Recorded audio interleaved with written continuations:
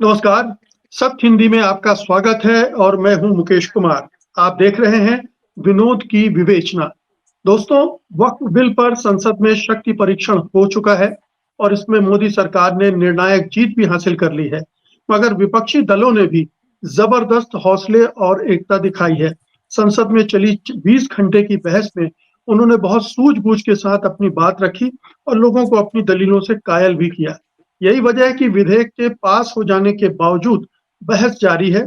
उस पर संदेह और सवाल खड़े करने का सिलसिला भी थमा नहीं है। इस विधेयक के खिलाफ कांग्रेस और कई दलों ने सुप्रीम कोर्ट जाने का ऐलान भी कर दिया है। उधर बिल का समर्थन करने वाले दलों में बगावत होने लगी है, यानी लड़ाई अब अदालत और सड़कों पर लड़ी जाएगी। ये हम्म। भी मानना पड़ेगा कि वक्फ बिल ने सांप्रदायिक ध्रुवीकरण को और मजबूत किया होगा। अगर हम्म। मुस्लिम समुदाय अब पूरी तरह से इंडिया और बीजेपी विरोधी दलों के साथ जुड़ गया है, तो हिंदुओं में भी एनडीए की ओर ध्रुवीकरण हो रहा होगा। जाहिर है कि हम्म। आने वाले विधानसभा चुनाव में वक्फ बिल एक बड़ा मुद्दा होगा। बिहार में नीतीश की पार्टी में असंतोष बता रहा है कि अगर वे बीजेपी के साथ बने रहे तो भारी नुकसान भी उन्हें उठाना पड़ सकता है। लेकिन शायद सबसे बड़ी बात ये हुई है कि मोदी और उनकी सरकार का दबदबा फिर से बहाल हो गया है। लोकसभा चुनाव के नतीजों ने उसकी ताकत को कम कर दिया था, मगर बाद के विधानसभा चुनाव और वक्फ बिल पर जीत ने उन्हें कमांडिंग पोजीशन में ला दिया होगा। ऐसे में विपक्ष के लिए चुनौती बढ़ने वाली है। मजबूत सरकार निरंकुश हो सकती है और अभी तक जिस डर से बहुत से काम नहीं कर रही थी, उन्हें करने की ओर कदम बढ़ा सकती है। वरिष्ठ पत्रकार विनोद शर्मा हमारे साथ हैं, तो आइए इस पूरे परिदृश्य को, घटनाक्रम को उनकी नज़र से समझने की कोशिश करते हैं कि इसके राष्ट्रीय राजनीति पर किस तरह से प्रभाव पड़ सकते हैं। विनोद जी, कार्यक्रम में आपका बहुत-बहुत स्वागत है। धन्यवाद, धन्यवाद। तो कैसे देख रहे हैं अब आज इस मुकाम पर संसद से विधेयक पारित हो जाने के बाद राष्ट्रीय राजनीति को? देखिए डॉक्टर साहब, आपने कहा कि भारतीय जनता पार्टी का दबदबा फिर कायम हो गया। मैं थोड़ा शब्दावली बदलूंगा, उसका दहशत कायम हुआ है। आज ही के अखबारों में आपने पढ़ा होगा कि वो जो फिल्म बनी है केरला में, जिसका परिदृश्य में, उसके बैकग्राउंड में गुजरात के दंगे थे, तो उसके जो प्रोड्यूसर है उसके खिलाफ कार्यरत हो गई है सरकार, और जो उसकी एजेंसियां हैं वो उसके पीछे लग गई हैं। ये तो पॉइंट नंबर वन है। लेकिन सच्चाई ये है कि इस बिल ने और इस लॉ ने, अभी हो जाएगा लॉ जब राष्ट्रपति साइन साइन कर देंगी, कि एकजुट कर दिया है इंडिया अलायंस को। और एनडीए को कमजोर किया है। आप कहेंगे कैसे कमजोर किया है? जी। भाई, आज के दिन अगर आप चिराग पासवान से बात करें, आज के दिन अगर आप नीतीश कुमार से, तो बात कोई करने नहीं देगा आपको। लेकिन क्योंकि नीतीश कुमार तो इतना बड़ा फैसला लेने के बाद, जो अगर स्वस्थ हालत में होते तो प्रेस कॉन्फ्रेंस करते, लगातार अपना तर्क पेश करते, लेकिन ऐसा कुछ नहीं हुआ। बल्कि उनके बिहाफ पे तो लल्लन सिंह बोले लोकसभा में, और कैसा बोले ये तो मैं जनता की मानस पे छोड़ता हूं। लेकिन अगर नीतीश कुमार स्वस्थ होते और उनकी सोचने की, समझने की शक्ति उतनी स्ट्रांग होती, तो वो उनको, मैं समझता हूं, उनका मत उसके खिलाफ होता। जिस तरह से उन्होंने अपनी डिलीवरी की, क्या किया उन्होंने? नीतीश कुमार का नाम लिया, लेकिन परस्पर तारीफ की नरेंद्र मोदी जी की। ऐसा लगा कि वो जनता दल यूनाइटेड के बिहाफ पर नहीं, बीजेपी के बिहाफ पे बोल रहे हैं। अपनी पार्टी की शख्सियत उन्होंने विलीन कर दी भारतीय जनता पार्टी की शख्सियत में। इससे बड़ा अन्याय तो कोई भी अपनी पार्टी के साथ नहीं कर सकता है। लेकिन उस पर चर्चा भी करते हैं थोड़ी देर में। सबसे बड़ा सवाल क्या है? Will this law pass the test of the constitution? Already ये चैलेंज हो गया है सुप्रीम कोर्ट में। कांग्रेस ने चैलेंज कर दिया है और पार्टीज ने चैलेंज कर दिया है। Will it pass the test of the constitution as applied by the supreme court? मैं कोई वकील नहीं हूं, मैं कोई कॉन्स्टिट्यूशन का एक्सपर्ट नहीं हूं, तो अगर मैं प्रिटेंड भी करूंगा कि मैं प्रिटेंड भी नहीं करूंगा कि मुझे बड़ा इल्म है कॉन्स्टिट्यूशन के बारे में, जैसा कि बहुत तेरे बीजेपी के समर्थक और उनके नेता करते हैं। जानकारी पर्याप्त नहीं होती है, फिर भी बड़े बड़े दावे करते हैं। मेरी नजर में layman's reading of the constitution और इस लॉ की मुझे समझाती है डॉक्टर साहब कि ये जो लॉ है, ये आर्टिकल 14 राइट टू इक्वालिटी और आर्टिकल 25 से 28 right to practise one's religion, propagate one's religion, practise and propagate one's religion, इन दोनों के खिलाफ है। और दानिशमंद वकीलों ने जो बैठते हैं हमारी पार्लियामेंट में, राज्यसभा में, उनको पर्याप्त तरीके से बोलने नहीं दिया गया। मैं कपिल सिब्बल की स्पीच सुन रहा था, परस्पर, भाई चूंकि वो इंडिपेंडेंट एमपी है तो आपके पास तो लिमिटेड टाइम मिलेगा, इतना ही आप बोल सकते हैं। अरे आप पार्लियामेंट में बहस अपने आप को एजुकेट करने के लिए, जनता को एजुकेट करने के लिए करते हैं या किसी और काम के लिए करते हैं, लोगों की आवाज बंद करने के लिए करते हैं? सबसे पहले तो ये नियम जो है, मैं समझता हूं डिपेंडिंग ऑन क्या डिस्कस हो रहा है उसकी अहमियत पे ये फ्लेक्सिबल होना चाहिए और चेयर को अपने उन अधिकारों का इस्तेमाल करना चाहिए कि जो अच्छा बोल रहा है, जो नई रोशनी डाल रहा है किसी चीज पे, उसको पर्याप्त समय दे। ना कि सत्तारूढ़ दल के लोगों को जो फिलिबस्टरिंग करते हैं, आके वक्त जाया करते हैं, उनको इल्म होता नहीं है, वो रोल बैक करते हैं जनता का इंटेलेक्ट भी। तो बीच में उनको विधत डाला गया बार बार उनकी स्पीच में। उसी तरह से अभिषेक मनु सिंह भी, उसी तरह से बहुत से अच्छे स्पीकर, वो समझा रहे थे कि कैसे ये कानून जो है हमारी आईन की स्पिरिट के और उसके लेटर के खिलाफ है। कैसे खिलाफ है आप पूछेंगे? मेरी लेमेंस नॉलेज ये मुझे कहती है कि इन्होंने, जो वक्फ बोर्ड है, उनमें नॉन मुस्लिम्स की एंट्री परमिट करता है ये बिल। और तर्क क्या है? तर्क माननीय गृह मंत्री जी का तर्क है, वो बार एट लॉ नहीं है अपने वंशज सरदार पटेल की तरह। He was never a trained lawyer. Sardar Patel तो was a bar at law, जहां तक मेरी नॉलेज है, फ्रॉम द लिंकन्स इन। लेकिन उन्होंने कहा जी हमने सेपरेट किया है, हम आपको वादा करते हैं कि हम सरकार कोई दखल अंदाजी नहीं करेगी मुसलमानों के अपने धर्म का कर्तव्य निभाने में। हम तो सिर्फ मैनेजमेंट के लिए, अच्छी मैनेजमेंट के लिए, जो वक्फी प्रॉपर्टीज हैं उसके लिए हमने ये प्रावधान किया है। कोई मानेगा इस बात को क्या? डॉक्टर साहब, ऐसा होता है, इतिहास में कई बार ऐसा हुआ है, हमारे देश में हुआ है। When right issues have got associated with the wrong kind of people or with wrong kind of entities with a suspect objective, ये क्लासिक केस है उसका। बिल्कुल। एक अच्छा, मैं मानता हूं, अगर कोई भी निजाम ठीक करना चाहता है, कहीं भी एडमिनिस्ट्रेटिव इंटरवेंशन सही तरह से करवा के प्रॉपर्टीज का सही से मैनेजमेंट हो जाए, अच्छा हो जाए, और उस कम्युनिटी के मफाद में काम करने के लिए, उसमें इस्तेमाल करने के लिए ज्यादा पैसा अर्जित हो सके, तो अच्छी बात है। लेकिन कर कौन रहा है ये बिल्ली चूहे के लिए रोटी रख रही है क्या? ये बात पूछनी चाहिए आंखों में आंखें डाल के लोगों को। हम बिल्कुल। इसलिए पूछ रहे हैं कि आजकल वो प्रथा चली गई है, अब सत्ता की आंखों में आंखें डालकर बात पूछनी चाहिए। ये मसला है 20 करोड़ लोगों की आस्था का। ये कोई माइनॉरिटी करके ये मत कोई सोचना शुरू कर दे कि 2-3 लाख लोग हैं या 1-2 करोड़ लोग हैं। ये 20 करोड़ लोगों की जो आस्था है उसका सवाल है, उसकी जो धर्म की प्रैक्टिस है उसका सवाल है। वक्फ क्या होता है? वक्फ की प्रॉपर्टी जहां तक नियम अनुसार लिखा गया है, वो अल्लाह के नाम होती है और वो बेची नहीं जा सकती।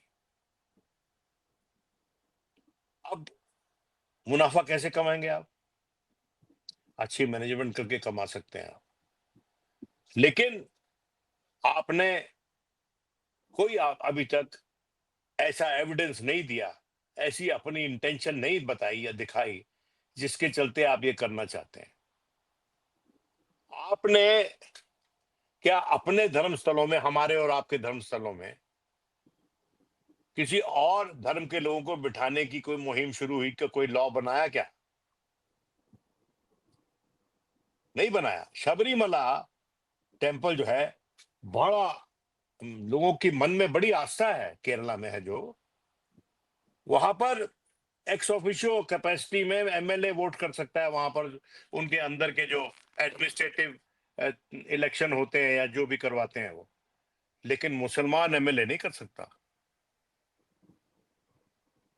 बिल्कुल। तिरुपति जो अभी मंदिर था, वहां से निकाल दिए कि नहीं? चंद्रबाबू नायडू ने निकाले कि नहीं?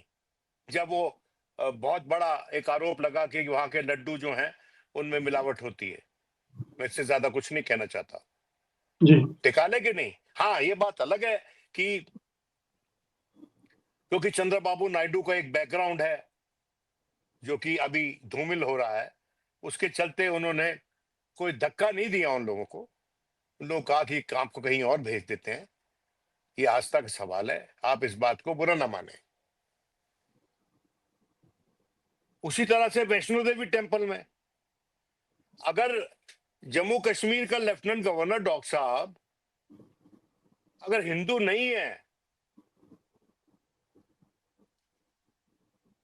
तो वो वहां का चेयरमैन नहीं हो सकता। वो कोई मनोनीत कर देता है किसी को। तो ये how do you reconcile these contradictions with what you are intending to do with Muslim endowments? ये तो गलत अन्याय है ना, सरासर अन्याय है। बिल्कुल। और अगर ये समझते हैं कि कॉन्स्टिट्यूशन के प्रोटेक्टर हमारे जो हैं सुप्रीम कोर्ट, देखिए वैसे तो पार्लियामेंट बनाती है कानून, कॉन्स्टिट्यूशन भी पार्लियामेंट के इल्म से निकला है, उस जमाने की पार्लियामेंट के इल्म से निकला है। लेकिन आज की पार्लियामेंट का क्या ये रिस्पॉन्सिबिलिटी नहीं बनता है? सरकारें तो आनी जानी है भाई, निरंतर नियंत्रण नियम और भारत की छवि और उसका रुआब दुनिया में, वो तो हमेशा रहेगा ना। तो आप चाहते क्या है? आप ये चाहते हैं कि आप पे आश्रित हो जाए एक बड़ा समाज, सरकार पे आश्रित हो जाए एक बड़ा समाज। यही है ना, और क्या है ऑब्जेक्टिव? और बिल्कुल।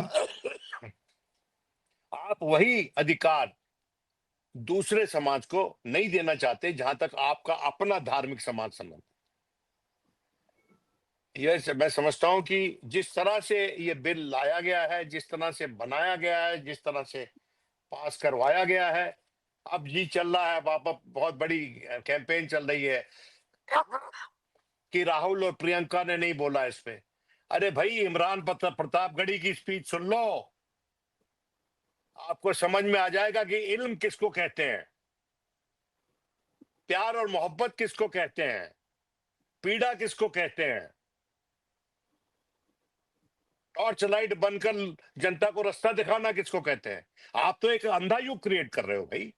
आप चाहते हैं एक अंधा युग आ जाए भारत में, जब कोई देख ही न सके, और आपका बस चले तो अंधा और बहरा युग दोनों ले आओगे साथ आप, कि लोग ना देख सके ना सुन सके और आप अपना काम करते जाएं। जी। बहुत दुख हो रहा मुझे बात कहते हुए। बिल्कुल। विनोद जी, आपने बातचीत शुरू की थी, मेरे एक शब्द को आपने बदला था, दबदबा से दहशत। अब ये दहशत का युग बढ़ने वाला है क्या? किस तरह से आप देख रहे हैं इसको? एक तो सरकार का की तरफ से दहशत का युग, फिर दूसरा हम विपक्ष पर भी आएंगे कि उसकी लड़ाई किस मोड़ पे जाएगी अब? देखिए, बात यह है कि दहशत वो फैलाते हैं जिनको दहशत का असर पता है। जो खुद ज्यादातर दहशत में रहते हैं। एक बार किसी एमपी ने एक बात कही थी लोकसभा में, मैं सुन रहा था, कि इलेक्शन में हार जीत तो होती रहती है, राजनेता उससे नहीं डरता, लेकिन ये जो आज का सत्तारूढ़ दल है, इसको हमेशा एक ही दहशत सताती है कि ये सत्ता हमारे पास नहीं रही तो क्या होगा।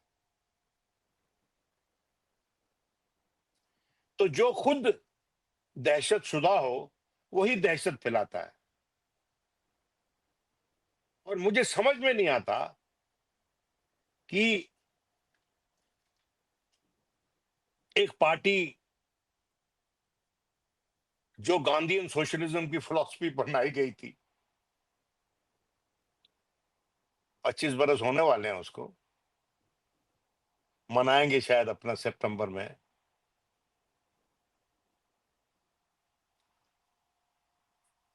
वो पार्टी जो है वो कहां से कहां आ गई।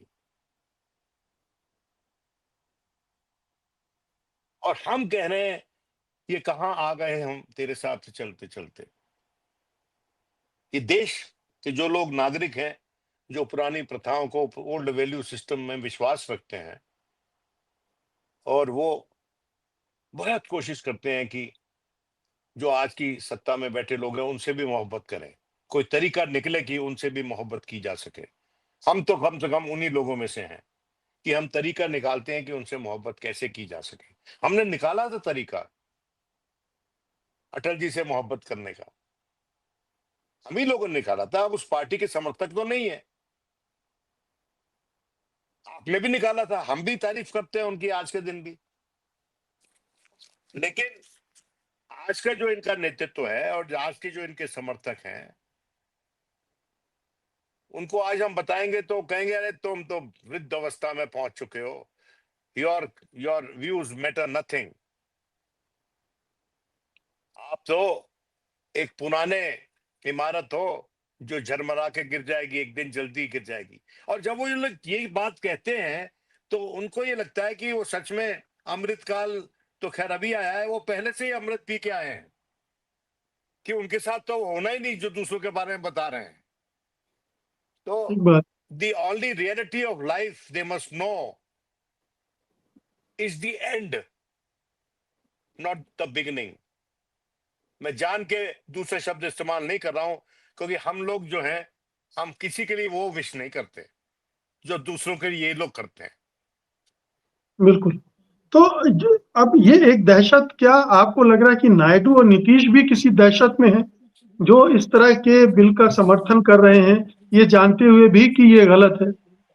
डॉक्टर साहब, आपने बहुत अच्छा पॉइंट रेज किया है। कल भी शायद किसी से मैंने बात की थी। आज के दिन एक बड़ा प्रश्न चिन्ह है कि एक बड़ा प्रदेश जो कि भारत में राजनीतिक फेरबदल का अलंबरदार रहा है, लीडर रहा है। मैंने एक बार नीतीश कुमार को कहा था, कहता कोई इंडस्ट्री नहीं है हमारे यहाँ। मैं कहा जी आप तो फ्रांस हैं इंडिया का। कहता क्या मतलब? मैं कहा you are the thoughting industry of India, your thought like France leads the world in its, उसकी जो बिल्कुल। सोचने की और समझने की। तो कहते हैं अच्छा है, हम कभी इस्तेमाल करेंगे। ये पुराने दिनों की बात है। उस प्रदेश को आप इस तरह से परिवश्यमान कर रहे हैं। आपने उसका मुख्यमंत्री एक आदमी को बनाए रखा है जिसकी सेहत की जांच के लिए जो आज के दिन व्यक्ति जो उसका डिप्टी चीफ मिनिस्टर है वो मांग कर चुका है, कई मंत्री मांग, बीजेपी खुद के नेता मांग कर चुके हैं। Is it as per the constitution? क्या ये कानून के खिलाफ के अनुसार है, आइन के अनुसार है, हमारी कॉन्स्टिट्यूशन के हिसाब के अनुसार है? एक रीजन जिसमें कि आप किसी भी व्यक्ति को उसके पद से, कॉन्स्टिट्यूशनल पोजीशन से हटा सकते हो, वो रीजन होता है state of health. Nitish ji के बारे में तरह तरह की बातें होती हैं। नीतीश जी जो हरकतें करते हैं हम देखते हैं और हमें दुख होता है, क्योंकि हमने नीतीश कुमार को उसके पीक पे देखा है, उसके जोबन पे देखा है। हम तो उन लोगों में से हैं जो उनको कहते थे he was the best finished product of the social justice movement. उसकी क्या दयनीय स्थिति बना दी इन लोगों ने, जो सामाजिक न्याय की दुहाई देते हैं। और आप, हमें पता ही नहीं कि जो पोजीशन उसकी पार्टी ने ली है, कि उसका फैसला किस पार्टी के किस इदारे ने लिया था। जो स्पीच लल्लन सिंह ने दी है लोकसभा में, क्या वो पार्टी के अनुसार थी, सोच के अनुसार थी सही में, या किसी ने अपना मंत्री पद बचाने के लिए दी है? मुझे ये लग रहा है कि बहुत से लोग आज के दिन they are more loyal to the BJP than to the JDU और नीतीश कुमार। क्योंकि नीतीश कुमार आज के दिन अपने जीवन की साझ में है। ये सच है, और किसी के, हर किसी के साथ ये होता है। और राजनीति में ये डन थिंग है डॉक्टर साहब, कि लोग नया कोई ठिया तलाशते हैं। हर कोई कबूतर, हर कोई मैना, हर कोई तोता, हर कोई ऐसा नया खंबा तलाशता है जो स्टेबल हो। तो ये चहक रहे थे जो, माजरत चाहता हूं, एक खंबे पे बैठे, खंबा वो स्टेबल था क्या? वो क्यों दूसरे खंबे पे उड़ के बैठ गए? ये ऐसा था क्या कुछ?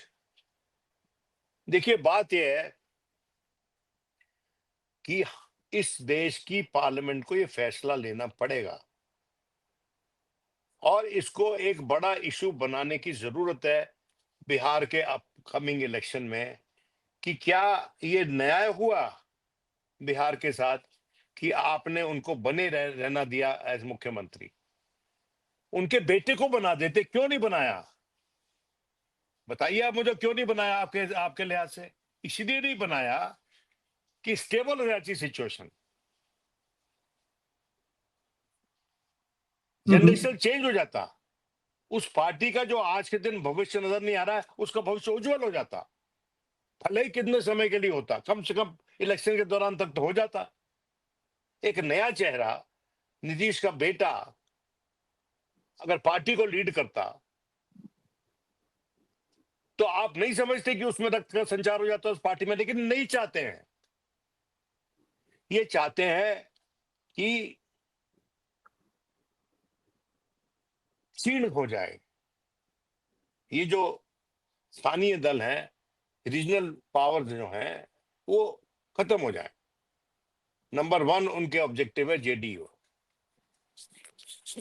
क्योंकि उन्होंने इमरान प्रतापगढ़ी की तो स्पीच सुनी नहीं, खारगे साहब की स्पीच तो सुनी नहीं, अभिषेक मनु सिंघवी की स्पीच तो सुनी नहीं, गौरव गोगोई बहुत बढ़िया बोले। गौरव गोगोई की स्पीच नहीं सुनी, और सबसे अच्छा जो राजा बोला डीएमके वाला, is a lawyer, is a trained lawyer, बहुत सॉलिड आर्गुमेंट्स थे उनके। लेकिन उनकी आर्गुमेंट किसी सुनते हुए कान पे पड़े या किसी बहरे कान पे पड़े तो देखने वाली बात है, पता चल गया था साफ कि नहीं कोई सुन रहा उनको, और सुन भी रहा है तो सुनकर अनिभिज्ञ बन रहा है। तो मेरा ये मानना है, उसी तरह से चंद्रबाबू नायडू, देखिए चंद्रबाबू नायडू तो इतिहास में नाम कमाना चाहते हैं। उन्होंने एक नया स्टेट कैपिटल बनाना है अमरावती में, जो उनका पुराना प्रोजेक्ट है, और वो चाहते हैं कि उनके जीवन काल में, उनके मुख्यमंत्री टेन्योर में, वो अपना जो पार्टी के भीतर जो अपनी विरासत है वो ट्रांसफर कर दे अपने बेटे को, नारा लोकेश को। उनका वो उद्देश्य है। और भारतीय जनता पार्टी का उद्देश्य है कि जो छोटे दल हैं, इनके कंधों पे हम सवार हो जाएं, जैसे बेताल विक्रम के कंधों पर होता है, और हम अ, इनको थैंक यू हो जाए इनका राजनीतिक तौर पर। ये मेरे को लग रहा है, इसीलिए ये सब व्यू रचना हो रही है। और जब टीडीपी का मुस्लिम सपोर्ट नहीं रहेगा, मिसाल के तौर पे, सारा तो नहीं जाएगा, लेकिन अगर टीडीपी का मुस्लिम सपोर्ट वीकन हो जाता है, या जेडीयू का मुस्लिम सपोर्ट वीकन हो जाता है, तो उन पार्टीज का अस्तित्व क्या बचेगा? राजनीतिक अस्तित्व क्या बचेगा? भाई उनकी जो सपोर्ट बेस में जो उनकी ओरिजिनल कास्ट कमिटमेंट्स हैं, जो उनकी कास्ट बेसिस है, जो उनका कास्ट जो जो सोशल प्लेटफॉर्म वेव। है उनके, सोशल जी। बेस है, उसको फोर्स मल्टीप्लाई करते हैं ना मुस्लिम। और वो इसलिए करते हैं कि भाई ये हरा सकता है, तो इसके साथ हम मिल जाए जाके और ये हरा देगा। ये जो एडवांटेज है, जो electoral advantage in political parties है का है, वो भारतीय जनता पार्टी को नहीं सुहा रहा। और किस्मत आज के दिन उनके साथ में है, और ये खुद भी मूर्खता वाले वाले काम कर रहे हैं, सोच नहीं रहे। शॉर्ट टर्म एडोकिज्म, ये एडोकिज्म का नमूना है जो जो ये इन्होंने, ये जो पार्टीज ने किया है। क्या आप समझते हैं अपनी बात मनवा नहीं सकते थे? मनवा सकते थे, लेकिन they have to make a choice between staying in power and getting enough money from the center to spend it in the states that they preside over. बिल्कुल। ये इनका धर्म संकट है। और मैं समझता हूं ये अन्याय है इन स्टेट्स के साथ। ये हमारी फेडरल पॉलिटी का परिहास है, मजाक है। ये कॉन्स्टिट्यूशन की अवहेलना है। ये नहीं एक होना तरह की चाहिए। एक तरह की ब्लैकमेलिंग। मैं ये शब्द इस्तेमाल नहीं करूंगा, मैं तो ईश्वर से प्रार्थना करूंगा कि ईश्वर इनको सद्बुद्धि दे। अब यार बुद्धिस्ट जो है, बुद्धिस्ट भी डॉक्टर साहब, भाई सबसे बड़ा धर्मस्थल कौन सा है? लुम्बिनी तो नहीं है नेपाल में जहां भगवान बुद्ध पैदा हुए थे। सबसे बड़ा जो लुम्बिनी जो टेम्पल वो है, क्या कहते हैं, बोधि टेम्पल जो है, बोध गया। उसको बोध गया में, दैट इज द मेन धर्मस्थल ऑफ बुद्धिस्ट। आपको पता है कि वहां पर तो हिंदू मठाधीश राज करते हैं, और प्रोटेस्ट चलती रहती है वहां पर कि हमको दिए जाए नियंत्रण। ये है, this is called the tyranny of the majority. वो है वहां पर हिंदू सुप्रीमेसी का नमूना है ये। हाँ, हिंदू हैं हम आस्था रखते हैं अपने धर्म में, आप भी रखते हैं। क्योंकि हम अपने धर्म में सही आस्था रखते हैं, हम सुप्रीमेसी का उद्देश्य लेके नहीं चलते। हम बराबर का अधिकार की बात करते हैं हर धर्म के लिए। बिल्कुल। पर ये ऐसा तो बताइए नहीं हो कि रहा। जी, सोनिया गांधी ने कहा कि इस बिल की वजह से, इस कानून की वजह से ये जो सांप्रदायिक ध्रुवीकरण है वो स्थायी रूप ले सकता है। आपको लगता है कि ये एक ऐसा मूवमेंट है, वाटरशेड मूवमेंट कहा है प्रधानमंत्री मोदी ने?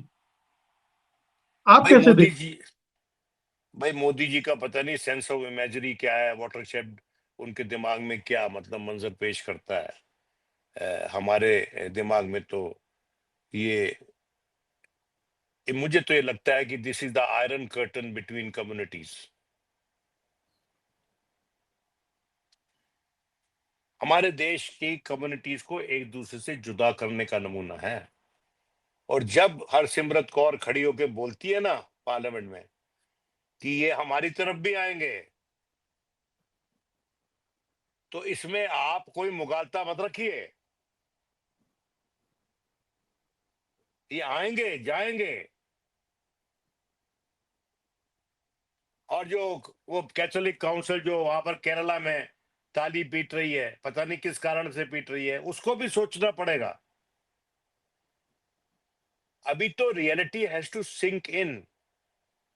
लेकिन ये अपना जो कैंपेन है शालीनता से विपक्ष को बनाए रखना से पड़ेगा। और अगर मीडिया ईमानदारी नहीं भी दिखाता है, और वो नहीं दिखाएगा ईमानदारी, क्योंकि मीडिया कोई आजकल इंफॉर्मेशन प्रोपोगेट करने का थोड़ी टूल बचा है, वो तो डिसइंफॉर्मेशन का प्लेटफॉर्म है आज के दिन। तो आप देखेंगे कि इस पे एक पॉइंट ऑफ व्यू बनेगा कि जो अलग पॉइंट ऑफ व्यू है, और समझ में आएगा उन लोगों को जो लोग अभी तक ताली बजा रहे हैं कि जो हो रहा है उचित नहीं है, बहुत अनुचित हो रहा है जो कुछ भी हो रहा है। भाई इतना हैं? अगर इतना वाटरशेड बिल था, तो माननीय प्रधानमंत्री जो है बिम्स्टेक की मीटिंग में फॉरेन अफेयर्स मिनिस्टर को भेज देते, खुद पार्टिसिपेट करते उस डिस्कशन में। क्या उन्होंने किया क्या? ऐसा नहीं किया ना। प्रेसिडेंट को भेज देते अगर सबमिट था तो, पर ऐसा तो नहीं हुआ। और सारा आरोप लग रहा है विपक्ष पे। एक बड़ा अखबार अपने आप को इंडिपेंडेंट अखबार बोलता है, उसने पेज 1 पे छापा हुआ आज, रामनाथ गोयका की विरासत चमका रहे हैं वो। जी, ये देखिए, ये मैं इसको थोड़ा लोकसभा चुनाव से ले जाता हूँ। लोकसभा चुनाव में मोदी जी को, मोदी सरकार को, बीजेपी को बड़ा झटका लगा। उसके बाद लगातार 3 विधानसभा चुनाव जीते और अब ये बिल पारित करवा लिया। ये एक झटके से उभर गई है मोदी सरकार, बीजेपी कंसोलिडेशन हो गया फिर से वापस पटरी पर आ गई, फिर से वो ताकत उसने गेन कर ली है। और ये जो दहशत का नाम दिया है, क्या ये दहशत का दूसरा दौर होगा यहाँ से? देखिए, बात यह है कि वो किसी भी तरीके से सिस्टम पे काबिज हो जाना चाहते हैं। कल को अगर तख्ता पलट भी जाए उनका, तो वो इस स्थिति में हो कि जो नई सरकार है उसको डावाडोल रखे। आप उनका लॉन्ग टर्म ऑब्जेक्टिव समझिए। ये भारत की बोन मैरोज में जाके स्थापित हो जाना चाहते हैं। They want to enter the bone marrows of this system here. ये सिर्फ अब, पहले तो they wanted to control the mind of India, now also they want to control the body of India. ये डीएनए है उनका बदलने की उद्देश्य। कोशिश, डीएनए बदलने की कोशिश। नहीं, डीएनए की क्या बदलेंगे? डीएनए नहीं बदलना। लोगों को बाध्य कर दो कि आपके अनुसार सोचें, और अगर आपके अनुसार नहीं सोचेंगे तो कुछ ऐसा मंजर पेश कर दो कि अगर आप हमारे अनुसार नहीं सोचेंगे तो ये होगा, जैसा कि हो रहा है उस केरला फिल्म मेकर के साथ। भाई, फिल्म मेकर के खिलाफ आपने केस शुरू कर दिए। मोहनलाल को तो आपने ज्यादा यातना नहीं दी, क्योंकि आपको पता है बड़ा पॉपुलर स्टार है वो। उसने खेद भी प्रकट कर दिया, माफी भी मांग ली एक तरह से। उसने खेद प्रकट कर दिया, माफी मांग ली। वो देखिए, जो आर्टिस्ट होते हैं जो किसी झंझट में नहीं फंसना चाहते, लेकिन यहां पर केरला की एक बड़ी ही शाइनिंग जो प्रथा थी फिल्मोग्राफी की, ईमानदार फिल्मोग्राफी की, उसको तो आघात लगा ना भाई।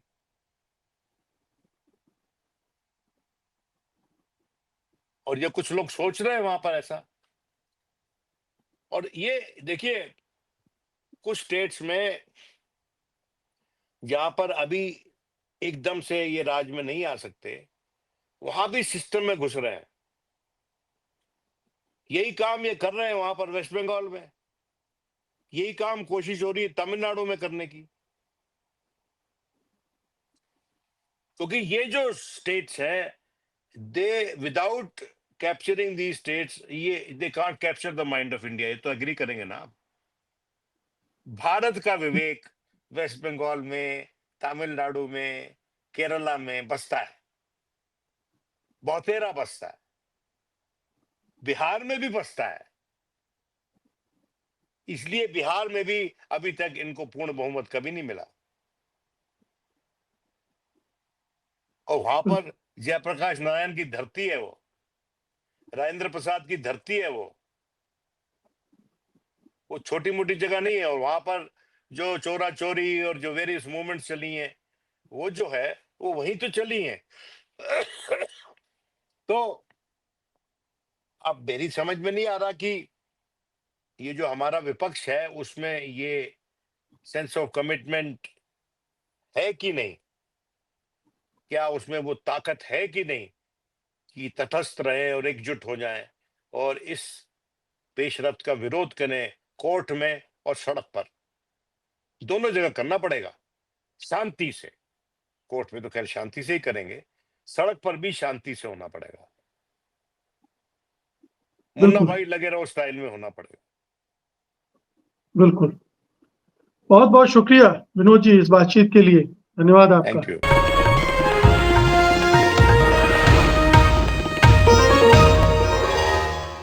Copyright disclaimer under Section 107 of the Copyright Act 1976. Allowance is made for fair use for purposes such as criticism, comment, news reporting, scholarship, and research. Fair use is a use permitted by copyright statute that might otherwise be infringing.